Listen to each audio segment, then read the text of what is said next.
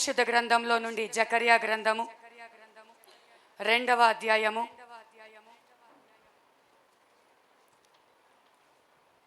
5వ వచనం.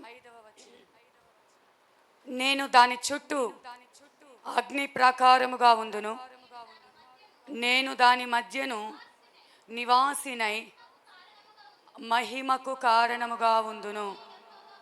ఇదే యెహోవా వాక్కు. దేవుడి లేఖనం ద్వారా మనతో మాట్లాడునుగాక.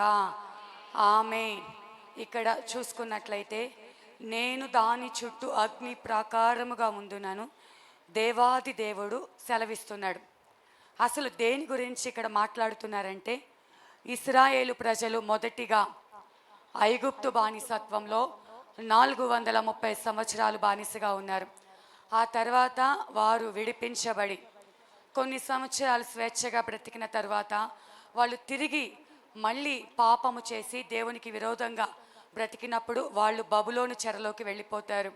అప్పుడు కట్టబడుతున్నటువంటి మందిరము, మొదటి మందిరము కూల్చబడింది. ఇప్పుడు 2వ మందిరము కూడా కట్టబడుతూ ఉండగా దాని మధ్యలో ఆపివేసి ఉంటున్నారు. అయితే ఎన్నో సంవత్సరాలు ఆ యొక్క మందిరము పని ఆగిపోయి ఉంటుంది. కట్టలను కూల్చివేసి ఉంటున్నారు. మీరు మరి ఇశ్రాయేలు ప్రజల గురించి చెప్తున్నాను. వారు చెర నుండి విడిపించబడిన తర్వాత, ప్రాకారములు కట్టబడిన తర్వాత మళ్ళీ వారు విరోధముగా బబులోనుకు బానిసలుగా ఉంటున్నటువంటి ఆ స్థితిలో వారు కట్టబడుతున్న ఆ మందిర ప్రాకారములను కూల్చివేశారు.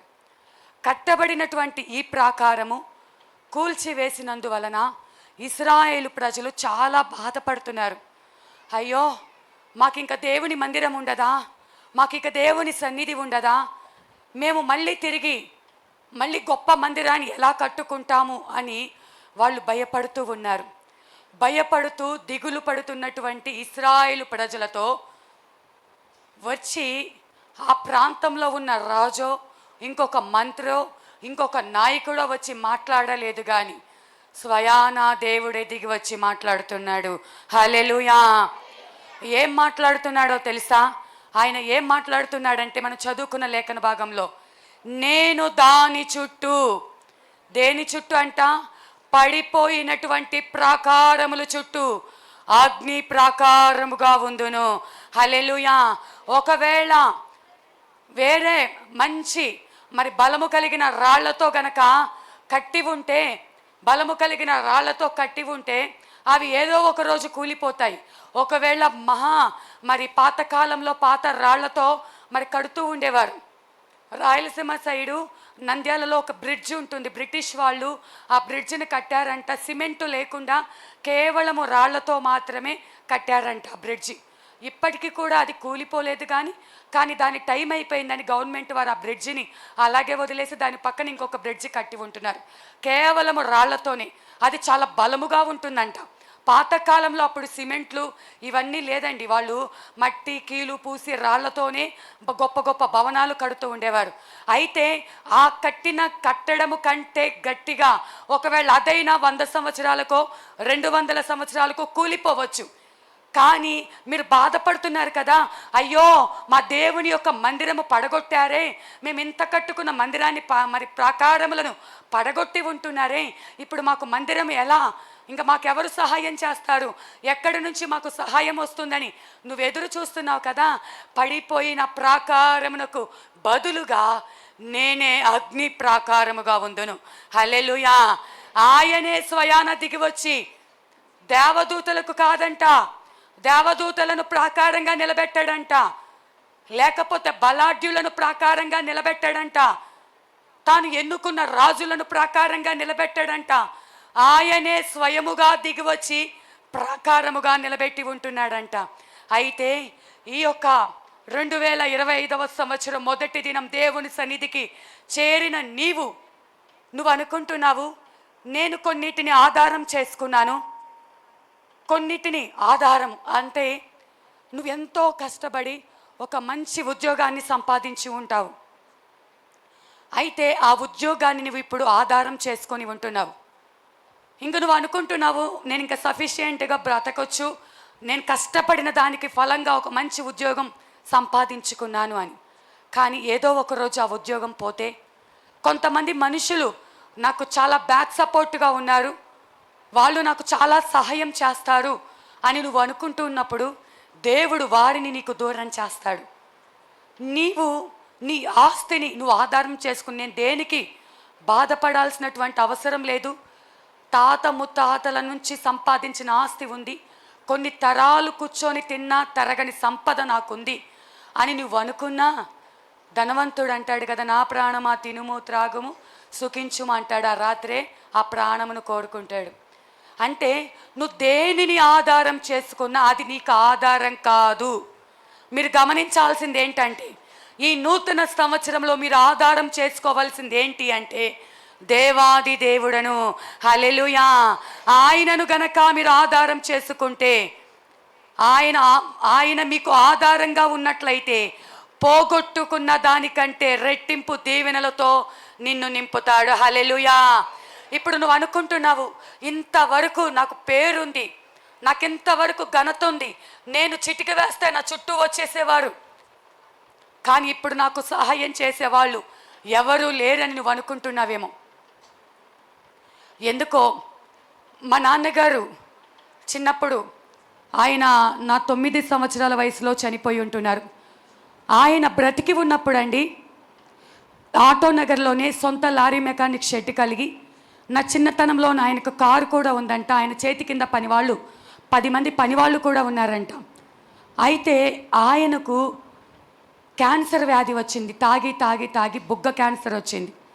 ఈ బుగ్గ క్యాన్సర్ వల్ల ఈ బుగ్గ మధ్యలో బెజ్జం పడి ఈ పుండు తినుకుంటూ తినుకుంటూ మొత్తము కూడా ఈ బుగ్గంతా మా నాన్నగారికి లేదు.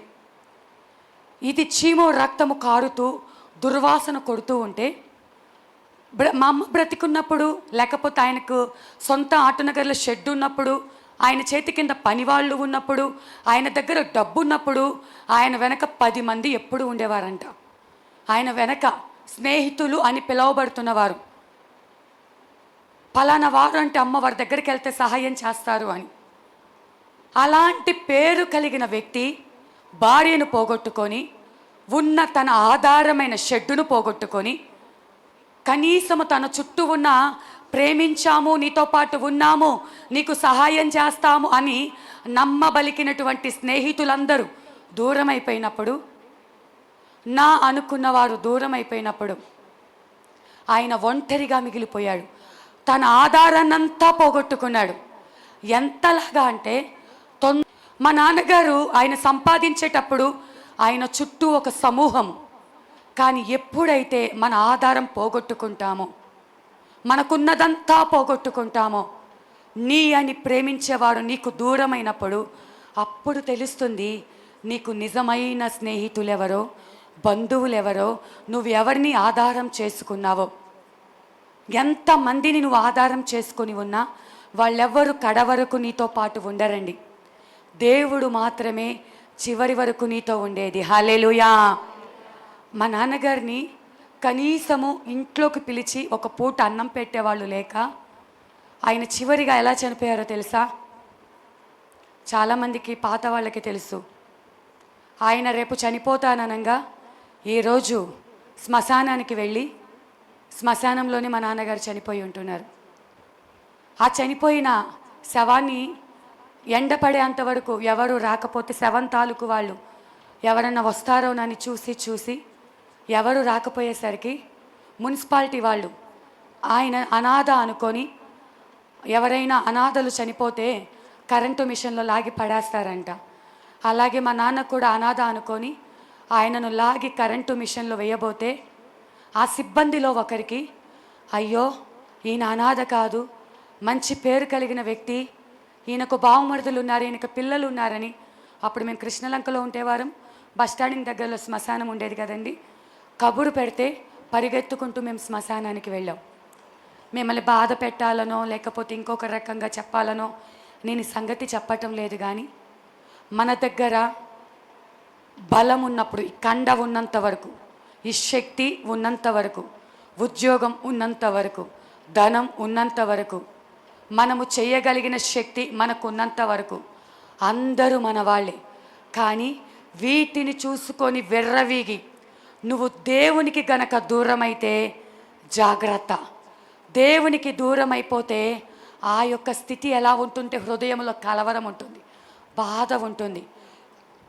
నేను చెప్పే ఒకే ఒక్క మాట ఏంటంటే, ఈ లోకంలో దేవుని తప్ప దేనిని ఆధారం చేసుకొనవద్దు. నూతన సంవత్సరంలో జ్ఞాపకం చేస్తున్నానంటే, ఈ సంవత్సరం అంతా గుర్తుపెట్టుకోండి, దేవుని తప్ప మరి దేనిని ఆధారం చేసుకోవద్దు.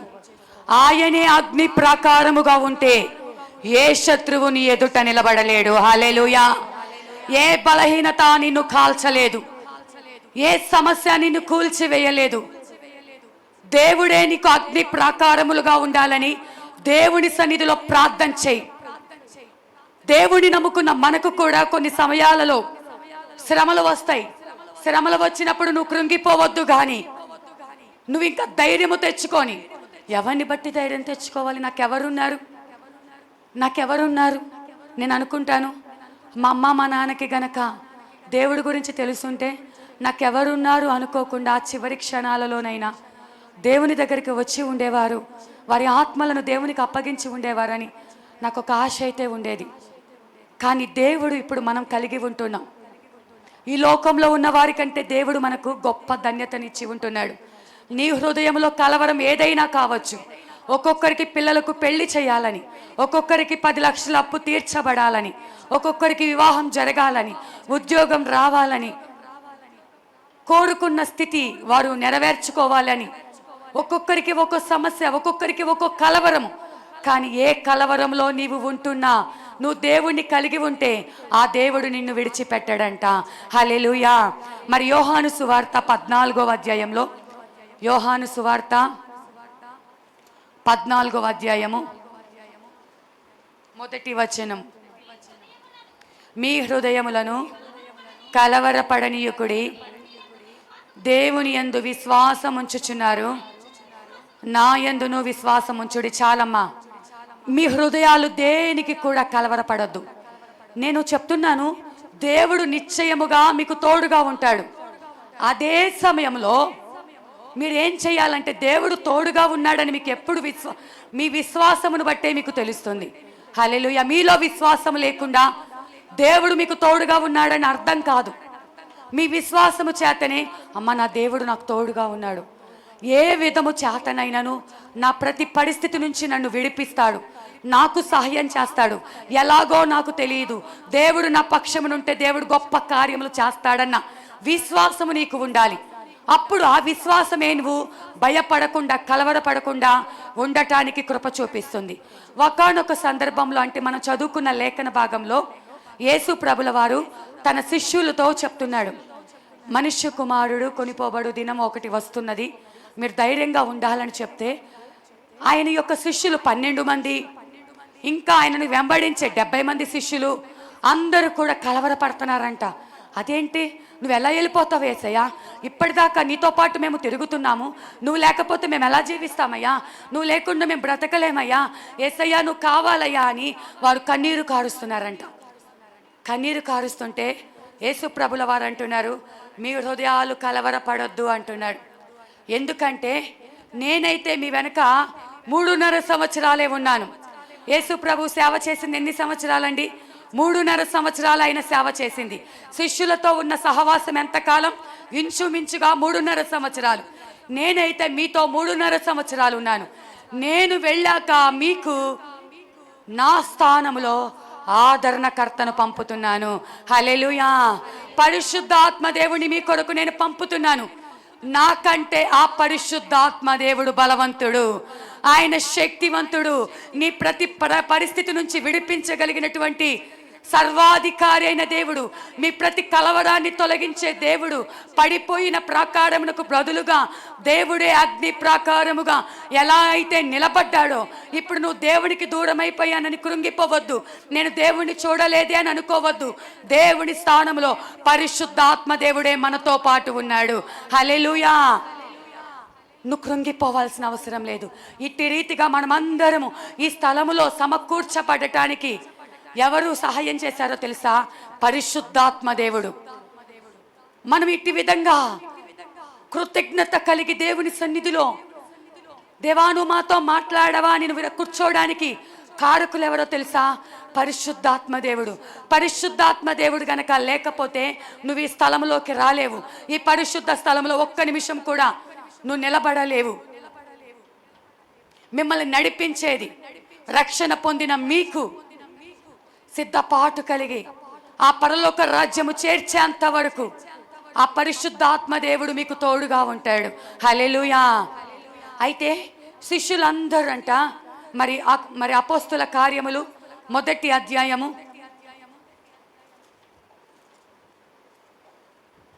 4వ వచనం.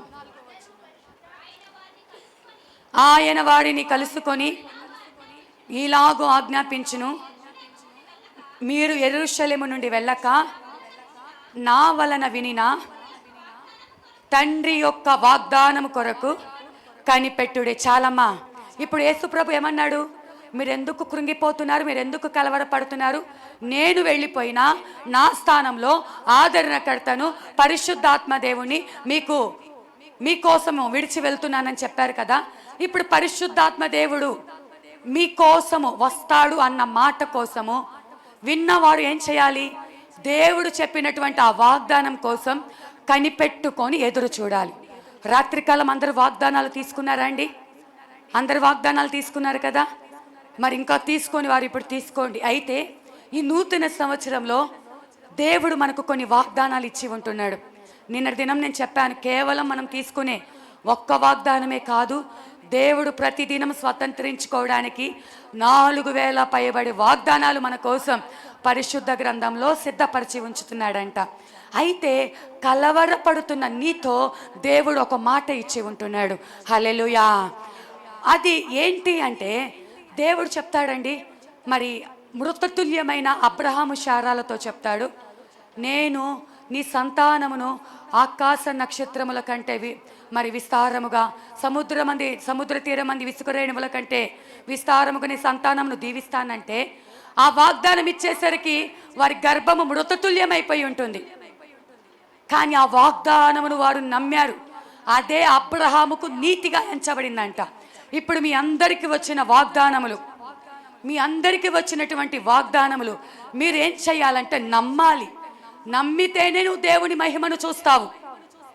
ఆ వాగ్దానము వెంటనే జరగదు. కొన్ని సమయాలలో ఆ వాగ్దానము నీ జీవితంలో జరిగేంత వరకు కనిపెట్టుకొని ఎదురు చూడాలంట.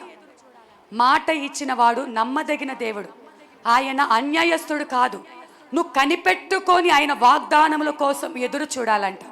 అక్కడ చూసుకుంటే దేవాది దేవుడు ఏమన్నాడు? ఆయన వారిని కలుసుకొని ఇలాగూ ఆజ్ఞాపించను.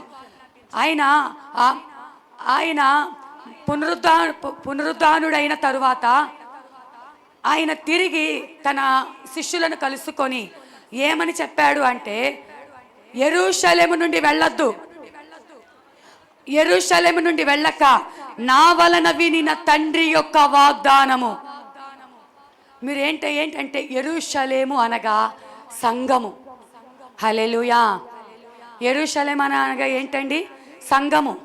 నీ జీవితంలో కార్యము నెరవేర్చేంత వరకు యెరూషలేమైనటువంటి సంఘము, యెరూషలేము అయినటువంటి సియోను, ఆయన రక్తంతో గడగబడినటువంటి సమూహమైనటువంటి మనమందరం ఏం చూడాలంటే, దేవుడు నాకు మాట ఇచ్చాడు, నా కోసము స్థలములు సిద్ధపరుస్తా అన్నాడు, నా కోసము సింహాసనమును సిద్ధపరుస్తా అన్నాడు, నా కోసము మెప్పు మహిమ ఘనత సమస్తమును సిద్ధపరిచి ఉంటున్నాడు. ఆయన ఇచ్చిన మాటను తప్పకుండా నెరవేరుస్తాడు. ఆయన ఇచ్చిన మాటను నెరవేర్చేంత వరకు నేను కనిపెట్టుకొని ఎదురు చూస్తాను. హల్లెలూయా. కనిపెట్టుకొని ఆయన వాగ్దానం కోసం ఎదురు చూడాలండి. నువ్వు నిర్లక్ష్యంగా వాగ్దానం తీసుకొని ఏం వాగ్దానం వచ్చిందా అంటే మళ్ళీ ఆ బైబిల్ తీసుకొని చెప్పేంత వరకు వాగ్దానం గుర్తుండదు. నిన్నంటే ఓకేలండి, ఈరోజు నువ్వేం చేయాలో తెలుసా? ఆ వాగ్దానం ముందేముంది, తర్వాత ఏముంది, అధ్యాయం మొత్తం చదవాలి. అది ఏ సందర్భంలో దేవుడు నీకు మాట ఇచ్చి ఉంటున్నాడు, ఆ ఒక్క మాట పెట్టుకొని నైట్ మనం 28వ ద్వితీయోపదేశకాండం 28వ అధ్యాయము మొదటి 2 వచనాలు ధ్యానించుకున్నాము. అక్కడేముంది? చివరిలో ఈ దీవెనలన్నీ నీ మీదకు వచ్చి ప్రాప్తించునంటే దీవెనలు మాత్రమే, నాకు దీవెనలు వచ్చేస్తాయని సంతోషపడిపోతాను. కానీ దాని ముందు ఒక మాట ఉంటుంది, దేవుడైన యెహోవా మాట శ్రద్ధగా వింటేనే, ఆయన యొక్క ఆజ్ఞలను అనుసరించి నడుచుకుంటేనే, ఆయన మార్గంలో నువ్వు నడుచుకుంటేనే ఈ దీవెనలన్నీ నీకు వస్తాయి. వచ్చిన కార్డులో పెద్ద వాగ్దానం వేయలేరు కాబట్టి చిన్న మాటను పొందుపరుస్తారు. దాని ముందే ఉంది, వెనకేముంది, ఏ సందర్భంలో దేవుడు ఎవరితో ఆ మాట మాట్లాడాడని ఆ వాగ్దానమును నువ్వు ధ్యానించాలి. ఆ వాగ్దానం ద్వారా దేవుడు నీతో ఏం మాట్లాడుతున్నాడోనని పరిశీలన చేసుకోవాలి. సంతోషపడైతే ఉప్పొంగిపోతాము. ఒకవేళ గద్దింపు, ఒకవేళ హెచ్చరిక, ఒకవేళ బాధ అయితే కృంగిపోకూడదు. ఆ గద్దింపు వచ్చినప్పుడు ఇంకా సంతోషపడాలి. దేవుడు ఈ మాట ద్వారా నన్ను సరిచేయాలనుకుంటున్నాడు. ఎందుకు అంటే తన రూపంలో నిన్ను చేయాలని, తన స్థానంలో నీవు ఉండాలని, ఆ మాటను పంపి నిన్ను బాగు చేయాలని, వాక్కును పంపి నిన్ను బాగు చేయాలని కోరుకుంటున్నాడు. ఇప్పుడు శిష్యులతో అంటున్నాడు, యెరూషలేమును విడిచి వెళ్ళొద్దు. ఆయనను కలుసుకునేంత వరకు మీరెప్పుడు కూడా సంగమునకు దూరం అవ్వటానికి వీల్లేదు. ఆయన సన్నిధికి దూరం అవ్వటానికి వీల్లేదు. ఆ సియోనుకు నువ్వు దూరం అవ్వటానికి వీల్లేదు. ఆయన వాగ్దానములు మన జీవితంలో నెరవేరేంత వరకు ఎదురు చూస్తూనే ఉండాలి, ఎదురు చూస్తూనే ఉండాలి. హల్లెలూయా. ఖచ్చితంగా నువ్వు యొక్క ఆశను నెరవేర్చి దేవుడు తృప్తిపరుస్తాడు. హల్లెలూయా. అయితే వాళ్ళందరూ ఎదురు చూస్తూ ఉన్నారు. అయితే ఇలా ఉంటున్నప్పుడు అంటండి, అపోస్తులు ఎంతమంది అంటే 12 మంది అని చెప్తాము. ఆ 12 మందిలో యూదా ఒకడు తప్పిపోతాడు. మరి చదవండి అమ్మ, అపోస్తుల కార్యం 1వ అధ్యాయం 25వ వచనం. ఇప్పుడు వాళ్ళు చీట్లు వేసుకుంటే ఒక వ్యక్తి లేపబడ్డాడు. ఈ మాట నేను ఎందుకు జ్ఞాపకం చేస్తున్నానంటే, పరిశుద్ధాత్మ దేవుడు మనకిచ్చిన వాగ్దానము నెరవేర్చబడాలి అంటే మన జీవితంలో ఉన్న కొదువలను పూడ్చుకోవాలి. హల్లెలూయా. ఇంకా మనలో ఏం తక్కువ ఉంది?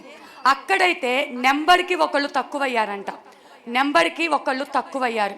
ఇక్కడ దేవుడి కార్యం మన జీవితంలో జరగటానికి మనకు ఏం తక్కువ ఉంది? ఆత్మీయ స్థితిలో దేవుడు వాగ్దానం నెరవేరాలని నీకు ఆశ అయితే ఉంది, కానీ ఆ వాగ్దానం నెరవేర్చబడటానికి నీకు సమృద్ధిగా ప్రార్థన ఉందా? లేకపోతే ప్రార్థన జీవితంలో కొదువుగా జీవిస్తున్నావా? వాక్యము ధ్యానించే విషయంలో సమృద్ధి ఉందా, లేకపోతే కొదువుగా ఉన్నావా? పరిశుద్ధత విషయంలో సమృద్ధిగా ఉందా, లేకపోతే కొదువుగా జీవిస్తున్నావా?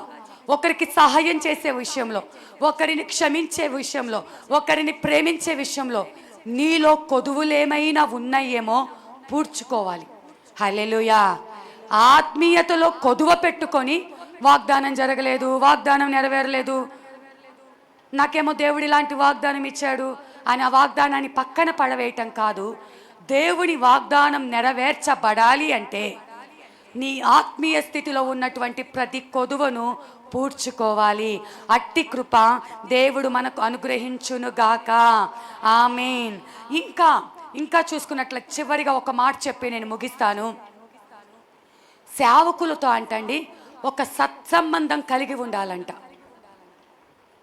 ఎందుకు ఈ మాట చెప్తున్నానంటే, నాతో మీరు సహవాసం కలిగి ఉండాలని కాదు, కానీ దేవుని ఆత్మ కలిగినటువంటి దైవజనులతో ఒక సహవాసం కలిగి ఉండాలి. మోషే తర్వాత, మోషే కంటే యెహోషువను దేవుడు రెట్టింపు ఆశీర్వాదంతో బలముగా వాడుకున్నాడు. హల్లెలూయా. ఏలియా తర్వాత ఎలీషా, ఏలియా కంటే రెట్టింపు అభిషేకంతో దేవుడు వాడుకొని ఉంటున్నాడు. మరి ఏలియా ఆరోహణమైపోతూ ఉంటే ఎలీషా చిన్న పిల్లోడులాగా, నా తండ్రి నా తండ్రి నువ్వు వెళ్ళిపోతే వేళ మరి ఇశ్రాయేలు ప్రజలకు రథము రౌతు నీవే కదయ్యా, నువ్వు వెళ్ళిపోవటానికి వీల్లేదు అని చెప్పి దైవజనుని వెంబడించి దైవజనుని కోసం కన్నీరు కారుస్తున్నాడు. నువ్వు ఇక్కడి నుంచి వెళ్ళిపోవటానికి వీల్లేదు ప్రభు అని. చూద్దామా మాట, రాజులు 2వ గ్రంథము 2వ అధ్యాయము, రాజులు 2వ గ్రంథము 2వ అధ్యాయము 12వ వచనము. ఎలీషా దగ్గర ఉన్నటువంటి శిష్యుడు గెహాజీ అయితే వెండి బంగారములను కోరుకున్నాడు. వెండి బంగారములను కోరుకున్నందుకు తనకు తన సంతానం అంతటికి కూడా, తన ప్రజలందరికీ కూడా కుష్ఠవ్యాధి వచ్చి ఉంటుంది. కానీ ఇక్కడ ఏలియాని వెంబడించినటువంటి ఎలీషా ఏం కోరుకున్నాడు అంటే, అయ్యా 2 పాళ్ళ అభిషేకం నాకు కావాలని కోరుకున్నాడు. ఆయన ఆరోహణమయ్యేంత వరకు విడిచిపెట్టలేదు. ఆయన దూరం అయిపోతుంటే ఒక చిన్న పిల్లవాడులాగా కన్నీరు కార్చి నా తండ్రి నాకు దూరం అయిపోవద్దు, నన్ను విడిచిపెట్టి వెళ్ళొద్దు అని ఏడుస్తున్నాడు. ఇలాంటి ప్రేమ ఆత్మీయ తల్లిదండ్రుల మీద నువ్వు కలిగి ఉన్నావా? సేవకుల మీద కలిగి ఉన్నావా? మీరందరూ ఇక్కడ,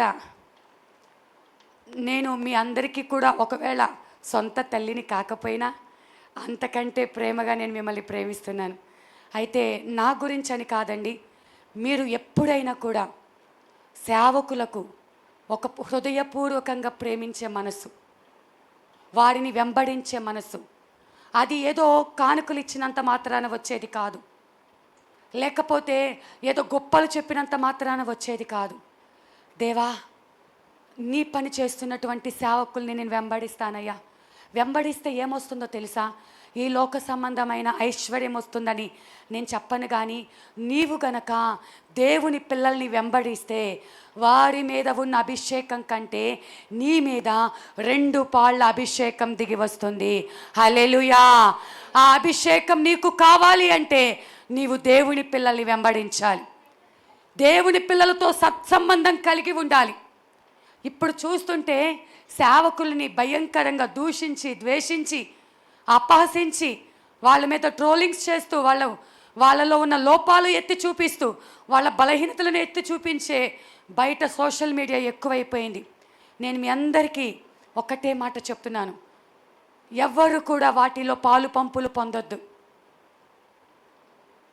వారికి ఒకవేళ సేవకులు ఏదైనా తప్పు చేస్తే దేవుడు వారికి మీకంటే 2 పాళ్ళ శిక్షను వాళ్ళకి ఇస్తాడు. కానీ నీవు వారిని వెంబడిస్తే నీకు 2 పాళ్ళ అభిషేకముని ఇస్తాడు. హల్లెలూయా! నీకు అభిషేకము కావాలి అంటే నువ్వు దేవుని పిల్లల్ని వెంబడించి నమ్మకంగా ఆ మార్గంలో నడిచినట్లయితే దేవుడు అత్యధికమైన దీవెనలతో నిన్ను తృప్తిపరుస్తాడు. హల్లెలూయా! అయితే నువ్వు పోగొట్టుకున్న దానికి, మనము జకర్యా గ్రంథంలో చూసుకున్నాం కదా, నువ్వు పోగొట్టుకొనిన ప్రాకారము కంటే నేనే అగ్ని ప్రాకారముగా ఉంటా అన్నాడు కదా. మాట ఇచ్చాడు, ఇప్పుడు ఎలా నెరవేర్చబడుతుంది అని నువ్వు ఆలోచిస్తే మనం ఒక్కొక్కటి చూసుకుంటూ వచ్చాము. దేవుని సన్నిధిలో వాగ్దానము పొందుకున్న మనము కలవరపడటానికి వీల్లేదు. కలవరపడకుండా యేసు ప్రభు తన శిష్యులతో ఏమైతే చెప్పాడో, మీరు యెరూషలేములో నిలిచి ఉండండి, నా వాగ్దానం నెరవేరేంత వరకు కనిపెట్టుకొని ఎదురు చూడమని ఎలా అయితే చెప్పాడో, మీ అందరికి ఇచ్చిన వాగ్దానం నెరవేర్చబడేంత వరకు దేవుని సన్నిధిలో కనిపెట్టుకొని ఎదురు చూడాలి. ఇచ్చిన దేవుడు నమ్మదగిన వాడు, విడిచిపెట్టే దేవుడు కాదు.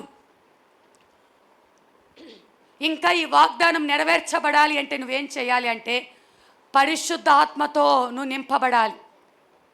ఈ పరిశుద్ధ ఆత్మతో నింపబడుతున్నప్పుడు నువ్వు కనిపెట్టుకొని ఎదురు చూస్తూ ఉంటాయని అభిషేకం నీ మీదకు దిగి వస్తుంది. ఇంకా పరిశుద్ధాత్మ దేవుడు నీ జీవితంలో కార్యం చేయాలి అంటే నీకున్న కొదువులు పూడ్చుకోవాలి. ఇన్నేళ్ళయింది మేము బాప్తిసం తీసుకొని మందిరానికి వస్తూ, మేము ఇంకా ఆత్మతో నింపబడలేదు. కృపావరాలలో ఒక్క వరమైనా మేము పొందుకోలేదు. చల్లారిపోయిన స్థితిలో, నామకార్థ జీవితంలో మునుపటి ఉన్నటువంటి భక్తి లేక, కార్యారంభము కంటే కార్యాంతము మేలంటాడు. రక్షణ పొందినప్పుడు పరిగెత్తుకుంటూ వెళ్ళినటువంటి భక్తి ఈ చివరి దినాలలో అంత భక్తి లేదు, అంత పట్టుదల లేదు, అంత తీర్మానం లేదు. ఒక్కసారి వెనక్కి వెళ్ళి మనం చూసుకుంటే దేవునికి ఎన్నిసార్లు ఎన్ని మాటలు ఇచ్చి తప్పిపోయి ఉంటున్నాం. తప్పిపోయిన ప్రతి మాట ఈరోజు నువ్వు పూడ్చుకున్నట్లయితే, ఆ కొదువను నువ్వు పూడ్చుకున్నట్లయితే దేవుని యొక్క పరిశుద్ధ ఆత్మకార్యం నీలో జరుగుతుంది. హల్లెలూయా! మరి ఇంకా నీలో ఉన్న బలహీనతను సరిచేసుకోకుండా, నీ కొదువను నువ్వు పూడ్చుకోకుండా, వాగ్దానం ఇచ్చాడు ఏమీ నాకు నెరవేర్చబడలేదు, దేవుని కార్యం ఏమీ జరగలేదు, మందిరానికి వెళ్తున్నా నాకు ఏ లాభం లేదు అని నువ్వెంత గొనిగి సనిగినా అది వ్యర్థమే. నీ కొదువను పూడ్చుకొని నువ్వు దేవుని సన్నిధిలో కనిపెట్టుకుంటే దేవుడి వాగ్దానం నీ జీవితంలో నెరవేర్చబడుతుంది. ఇంకా చివరిగా చూసుకుంటే దేవుణ్ణి మాత్రమే వెంబడించటమే కాకుండా దేవునితో పాటు దేవుని పిల్లల్ని నువ్వు వెంబడించి దేవుని రాజ్య వ్యాప్తి కోసము పరిచర్యలో సహకారంగా వారి మీద ఉన్న అభిషేకం నా మీదకు రావాలి అని మనుషుల ముందు ఇచ్చే ఘనత కాదు కానీ అయ్యా వారిలో ఉన్న అభిషేకం నా మీదకు రావాలయ్యా. ఒకవేళ మేము ఇవ్వటానికి సేవకులుగా మీరిస్తే మేము పోషించబడుతున్నాం, కానీ ఇవ్వటానికి మా దగ్గర ఏ స్తోమత లేకపోయి ఉండొచ్చు, కానీ దేవుని సన్నిధిలో ప్రార్థిస్తే మా జీవితంలో చేసిన అద్భుత కార్యముల కంటే రెట్టింపు అద్భుతములు, రెట్టింపు ఘనమైన కార్యములు మీ జీవితంలో దేవుడు జరిగించునుగాక. దానికోసము నువ్వు దేవుని పిల్లల్ని వెంబడిస్తూ ఉండాలి, ఆయన కార్యములు నెరవేర్చబడాలి అని. జకర్యా గ్రంథం కొద్దాం, ఈ మాట చెప్పి నేను ముగిస్తాను. జకర్యా గ్రంథము 2వ అధ్యాయము, మరొకసారి ఆ మాట చదవండి అమ్మా. 2వ అధ్యాయం 5వ వచనము. నేను దాని చుట్టూ అగ్ని ప్రాకారముగా ఉందును, నేను దాని మధ్యను నివాసినై మహిమకు కారణముగా ఉందును. ఇదే యెహోవా వాక్కు. ఆయన అంటండి అగ్ని ప్రాకారముగా ఉండటమే కాదు, నిన్ను మహిమ కలిగిన వ్యక్తిగా మార్చడం కోసము, మహిమకు కారణముగా ఆయన నిన్ను ఉంచుతాడంట. అవమానమునకు, నిందలకు, కన్నీళ్లకు, కష్టాలకు నిన్ను ఉంచడు, కానీ నిన్ను నీ దగ్గర నుంచి దూరమైనది ఏదైతే ఉందో దానికంటే శ్రేష్టమైనది దేవుడు నీకు ఇవ్వబోతున్నాడంట. హల్లెలూయా. 2024వ సంవత్సరంలో నీకేదైతే దూరమైందో, మనుషులు దూరమయ్యారా, అధికారము దూరమైందా, ఉద్యోగము దూరమైందా, నువ్వు కోరుకున్నది ఏదైతే నువ్వు దూరమైపోయి బాధపడుతున్నావో, కుమిలిపోతూ ఉన్నావో, కన్నీరు కారుస్తూ ఉన్నావో,